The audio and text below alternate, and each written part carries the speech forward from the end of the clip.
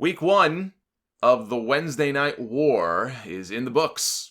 An excellent NXT show on Wednesday night and a very good first effort from AEW in its debut on TNT. Made for a fun night for people who watch pro wrestling. I thought NXT won the night between the two shows wrestling-wise.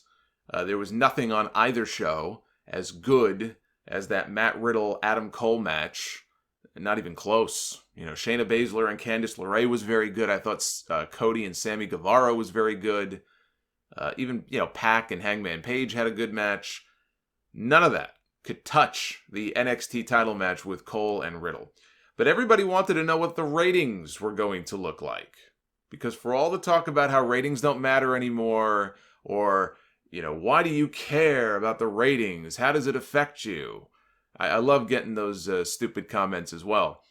But people will say, ratings don't matter anymore, and there's DVR, and there's social media. There's also a hole in your head with all of the smart stuff leaking out of it. If you think that ratings simply don't matter anymore. WWE makes the majority of its money off of its TV contracts. You do realize this. That is what is keeping this company as strong as it is. Besides the sweet Saudi money. It's the $1 billion from Fox. It's the $1 billion or close to $1 billion they're getting from NBC Universal. This company is secure for at least the next 5, maybe 10 years. If the ratings were to bottom out and those all-important demos were to crash, you will very quickly realize why the ratings still do matter. The way people obsess over them, I will say, that is a relic of the Monday Night War. I'll give you that.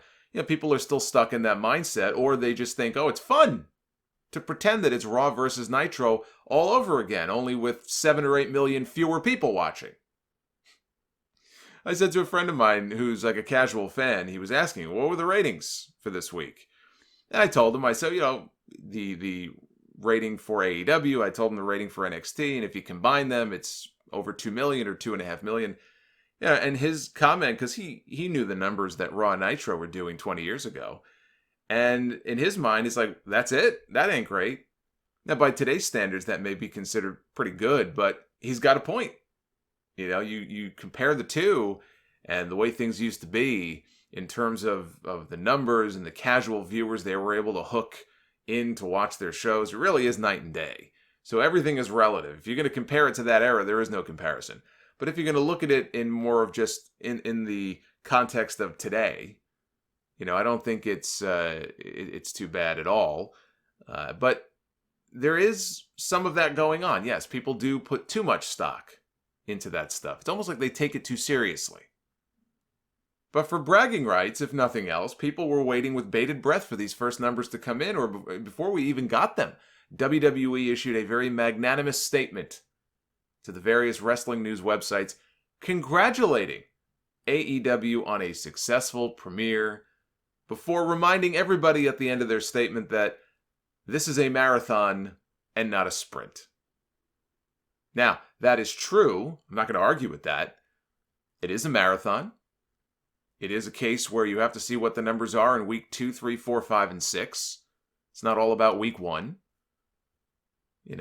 But I did love WWE sticking that in there at the very end. A little, you won the battle, but you won't win the war kind of thing. I love the idea that they had to point out to us that it's a marathon and not a sprint. This from the company that hot-shotted 3 championship matches and 2 big returns on one show. But it's not a marathon. Of course not. No. It's not a marathon. It's a sprint. I need WWE, of all people, to tell me that. I don't even like to bring him up. I rarely mention him on my show anymore. But I did see that Vince Russo could not believe that WWE would put out a statement congratulating the competition. I wonder, bro, if WWE is going to start a trend, bro, of companies putting their rival competition over, bro. Is this what we're headed towards? Like, bro, maybe Coke telling customers to try Pepsi. Vince McMahon, what the hell happened to your bravado, bro? See that last bro? That last bro was legit. He actually wrote that out. I added the other bros for effect because I just didn't feel there was enough bro in there to accurately portray this man.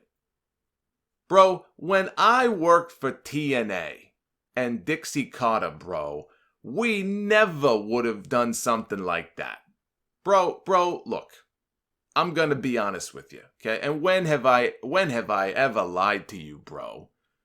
In the TNA days, we would have just as soon slit the competition's throat and let them bleed out, bro. Just bleed out. That is how cutthroat the business was, bro. We would literally cut your throat and you would bleed out like Hawaiian Punch, bro. This would be like the CEO of Hawaiian Punch going to the bar mitzvah of the Kool-Aid Man's daughter, bro. It would not happen. It would never, ever happen, bro. Okay, that's enough of that. I haven't done a good Russo impression in a while, so I got it out of my system now. But no, he did make that statement. He was very bothered by this. He was very bothered that WWE would put out a statement congratulating AEW. What a horrible thing for them to do. What a horrible thing for them to do. This is the same person who used to go off on Twitter telling people, turn the other cheek. Why is everybody so mean to me? If only people on social media and in the world could be nicer to each other. Well, here's WWE.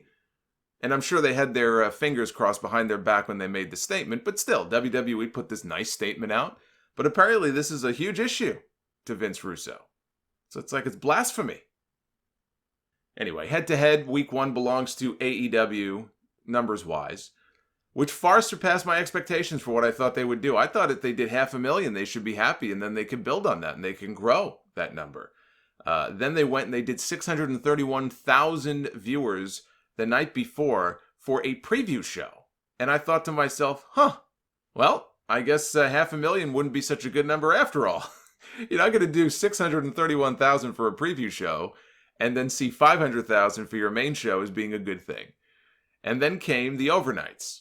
1.4 million viewers for AEW Dynamite to 891,000 for NXT on USA. The first, by the way, 2-hour NXT on USA. Because when you have that second hour, that can affect the number as well. That could be a small part of why the number was down from where it was before, but that doesn't tell the whole story. Because they were down quite a bit, actually, NXT was. But it was TNT's biggest premiere in 5 years. Even more impressive, in that advertiser-friendly 18 to 49 demo that they all live and die by because of the advertisers, AEW, they doubled what NXT did. But NXT did the exact same number it did the week before, which means these were new fans. So it's not like AEW did this astronomical number in 18 to 49 and they took a huge chunk from that same demo for NXT. The number in that demo for NXT was the same.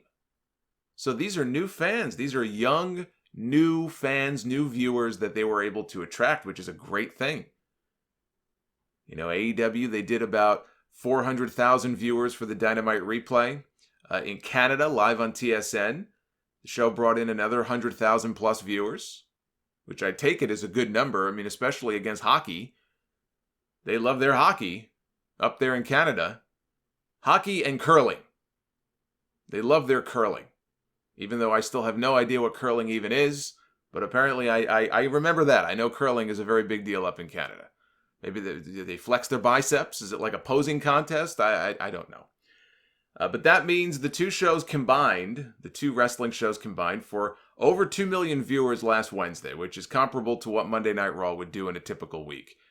The alarming thing about NXT is that, and you know, in week 3 on USA, now again, this was the first 2-hour show, but still, week 3 on USA, 3 weeks in, they've lost nearly a quarter of the audience that they started out with. They started out with 1.1 million, they fell to 1 million, and now they fell to 891,000. That's for a show as loaded as any weekly show that they have ever produced. That's not a good direction to be going in. Now, that being said, I would caution any AEW fans making fun of WWE for this or taking glee in this. The same thing could very well happen to AEW in these next 2 weeks. I don't expect them to maintain this kind of audience. They're not doing 1.4 million every week.